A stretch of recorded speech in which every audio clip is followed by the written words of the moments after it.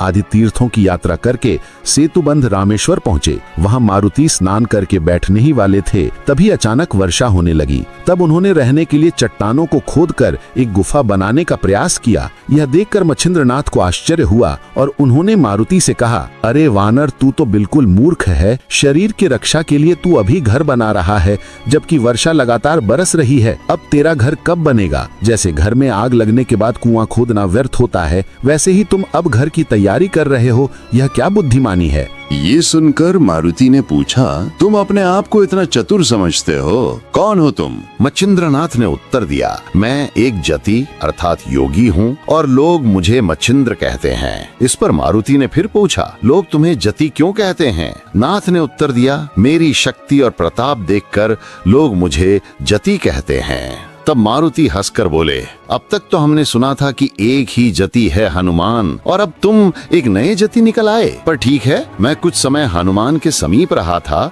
इसलिए उनके बल और कलाओं का 1000वां हिस्सा मुझे बड़े प्रयास से प्राप्त हुआ है। वही मैं अभी तुम्हें दिखाता हूँ। यदि तुम उसका निराकरण कर सके तभी तुम्हें जति कहलाने का अधिकार है, अन्यथा जति नाम छोड़ देना। मच्छिंद्रनाथ ने शांत भाव से उत्तर दिया, तुम अपनी कला दिखाओ, उसका निराकरण मेरे गुरुनाथ करेंगे।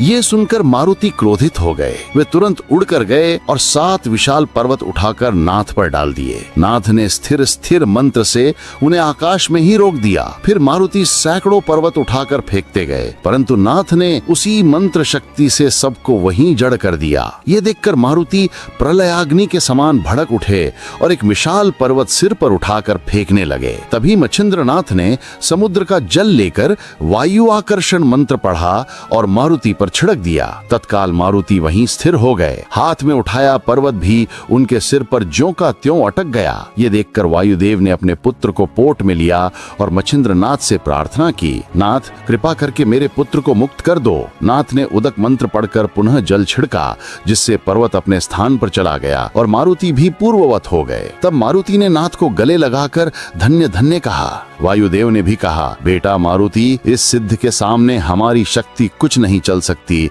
इसकी शक्ति अघटित है। फिर मच्छिंद्रनाथ ने वायु और मारुति के चरणों में प्रणाम किया और स्नेहपूर्ण मित्रता का निवेदन किया। प्रसन्न होकर मारुति ने कहा, अब तुम निश्चिंत होकर अपने आप को जति कह सकते हो। इसके बाद मच्छिंद्रनाथ ने पूछा, परंतु एक शंका है, आप त्रिकाल ज्ञानी हैं, फिर आपने मेरे साथ ये विवाद क्यों किया? त्रिकनागा स्वत्थ के नीचे पहले भी हमारी भेंट हो चुकी थी, तब आपने ही मुझे वरदान दिया था, फिर ये बखेड़ा क्यों? मारुति ने उत्तर दिया, जब तुम समुद्र स्नान कर रहे थे तब मैंने तुम्हें पहचान कर तुम्हारे पास आया, पर